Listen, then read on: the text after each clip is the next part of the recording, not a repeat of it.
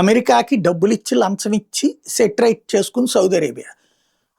మొన్ననే Saudi Arabia అణు విద్యుత్ తయారు చేసుకోవడానికి అమెరికా అనుమతి ఇచ్చింది. అంటే ఓ రకంగా అమెరికా సార్వభౌమాధికారాన్ని సౌదీ అరేబియా అంగీకరించినట్టయింది. సౌదీ అరేబియా మళ్ళీ ఎందుకు వచ్చిన పెంట అన్నటువంటి ఉద్దేశంతో వాళ్ళతో ఒప్పందం చేసుకోవడం ద్వారా వాళ్ళకి ఏదో డబ్బులు పడేసి ఉంటుంది. ఇప్పుడు ఈ అణు విద్యుత్ కర్మాగారాలలో specialist China, Russia, not America. చైనాతో వీళ్ళకి ఇష్టం లేదు సౌదీ అరేబియాకి. ఇప్పుడు రష్యాతో ఒప్పందం చేసుకుంది. America Russia బద్ధశత్రువులు.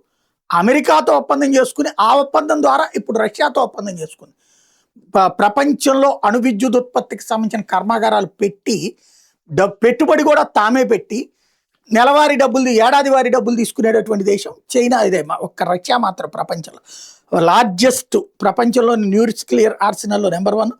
మేజర్ సుపీరియారిటీ కూడా ఉంది. నాన్ స్ట్రాటజిక్ వెపన్స్లో ఫుల్ న్యూక్లియర్ ట్రైడ్ డైవర్సిటీ ఉంది వాళ్ళ దగ్గర. అడ్వాన్స్డ్ సిస్టమ్స్ ఉన్నాయి. డిఫెన్స్ సిస్టమ్స్లో కూడా ఈ అణు ఆధారితమైన చేయగలిగినటువంటి శక్తివంతమైనటువంటి దేశం. దాంతో ఇప్పుడు సౌదీ అరేబియా ప్రభుత్వం అన్నటువంటి ఒప్పందం కుదుర్చుకుంది.